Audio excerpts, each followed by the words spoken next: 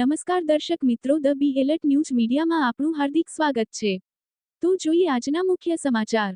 કોર્પોરેશનના દબાણ શાખાની ટીમ વડોદરા શહેરના જૂના પાણીગેટ પોલીસ સ્ટેશનથી લઈ આજવા રોડ પાણીની ટાંકી સુધીના રસ્તાના અડચણરૂપ દબાણો દૂર કરવાની કામગીરીમાં પોલીસ બંદોબસ્ત સાથે જોડાયો હતો, પરંતુ દબાણ શાખાની બેવડી નીતિથી નાગરિકોમાં ચર્ચાઓ કેન્દ્ર સ્થાને રહી હતી કે આયુર્વેદિક 3 રસ્તા પાસેના દબાણો કોની મહેરબાનીથી યથાવત રાખવામાં આવ્યા છે અને આયુર્વેદિકથી પાણીની ટાંકી વિસ્તારના લારી ગલ્લા અને શેડ કયા કારણથી દૂર કરવામાં આવ્યા છે।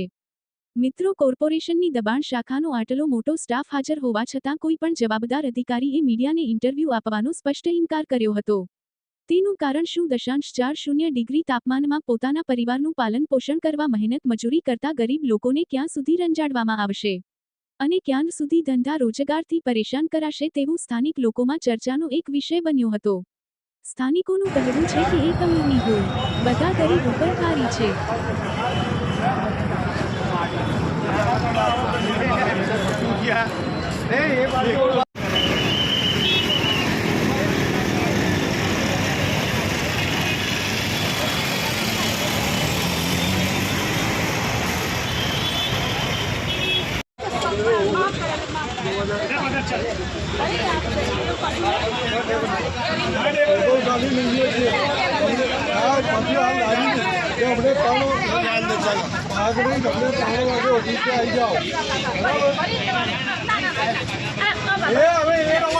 એવું નહીં, કામ નહીં થાય, મીડિયા તમારે જવાબ ચાલુ કરે ને તમે કેવું કામ કરો છો એ સ્પષ્ટ થાય લોકોને।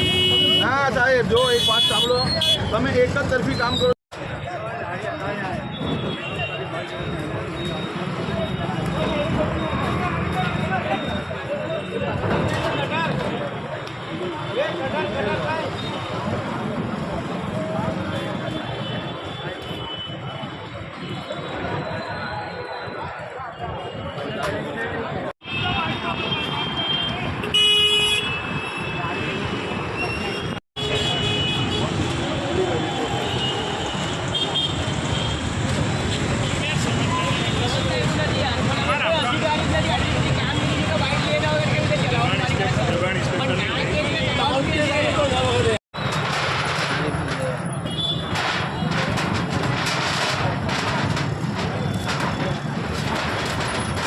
ની કામગીરી હાલ ખંડેરાવ માર્કેટ શાખા વોર્ડ કક્ષા તથા પોલીસ બંદોબસ્ત સહિત જેટલા પણ લારી ગલ્લાઓ જે દબાણ પેટે ઉચ્ચક જે કોર્પોરેશનમાં પાવતી નથી ભરતા એ ઉચ્ચક દબાણો જે સર્જાય છે એ અત્યારે લેવાની અને દૂર કરવાની કાર્યવાહી ચાલુ છે।